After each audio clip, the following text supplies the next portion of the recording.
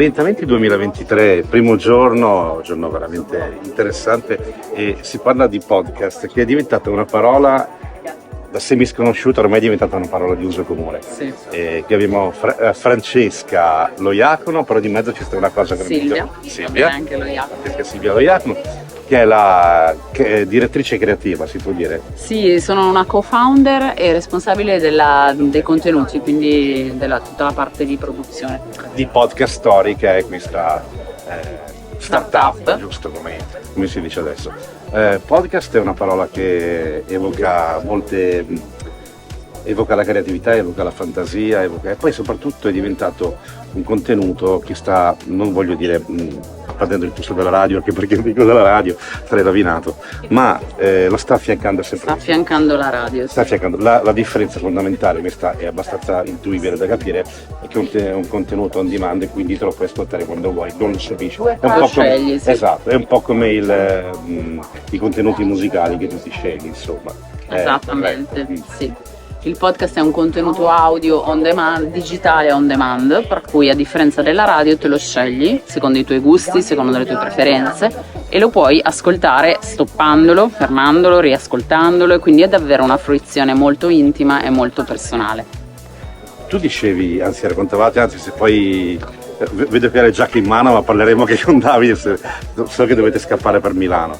La vostra startup però è un'azienda che, come giustamente dicevate voi, è una filiera a tutti gli effetti, cioè c'è una costruzione, c'è un sound design, c'è una costruzione di un suono, per dirla all'italiana, c'è una struttura creativa di scrittura, perché si parte da lì, e poi c'è un regista che assembla il tutto, esattamente come se fossimo in una trasmissione TV. Sì, alla TV o al cinema. Sono dei contenuti che partono appunto dall'idea creativa e vengono interpretati da una voce, dai doppiatori. Noi lavoriamo con doppiatori del cinema. Certo. E vengono poi montati proprio come un film, con le suoni, musiche. La differenza però col suono e con il film è che non c'è un'immagine, quindi i testi devono essere davvero emozionali, davvero strizzare l'occhio all'ascoltatore, che deve poi colmare quel gap dell'immagine che non c'è con il suo ascolto attivo, quindi devono essere fatti molto bene dal punto di vista emozionale per far entrare nella storia, ecco. Far entrare nella storia, la scrittura creativa qui è molto differente. Ovviamente va da sé che scrivere un libro è un conto, scrivere un articolo è un altro.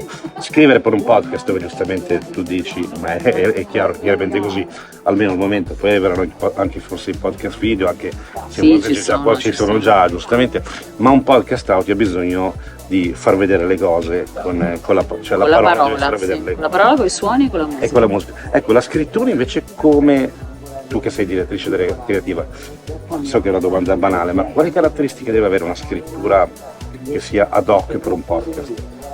Allora, come dico sempre, lo scrittore del podcast deve essere anche un regista del testo, quindi deve dare indicazioni alle fasi successive della filiera, quindi deve vedere molto in avanti. Deve vedere in avanti e deve uscire un po' dal narcisismo della penna e dire ok, ma chi interpreterà, come lo interpreta, lo aiuto io, chi metterà il suono, che suono mette, lo aiuto io, quindi è proprio un vero e proprio regista, deve fare un click, un passaggio in più, e quindi scrivere una sorta di sceneggiatura audio più che un testo, è una sceneggiatura vera e propria. È una sceneggiatura vera e propria. E poi diventa podcast, diventa il podcast più di successo adesso qual è?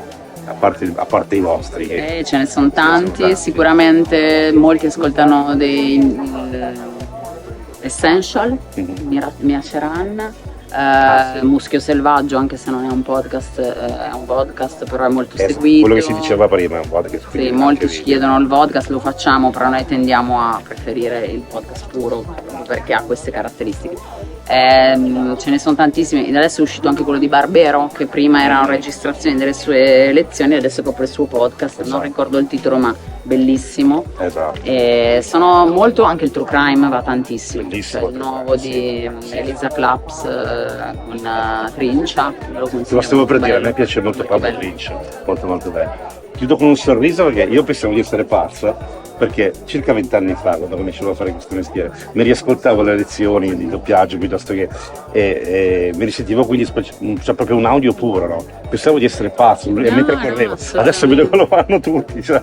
Quindi io sono stato forse un precursore. Innovatore, sì, Però precursore. quindi podcast fruibili, voi dicevate che nei momenti intimi, quindi anche lì.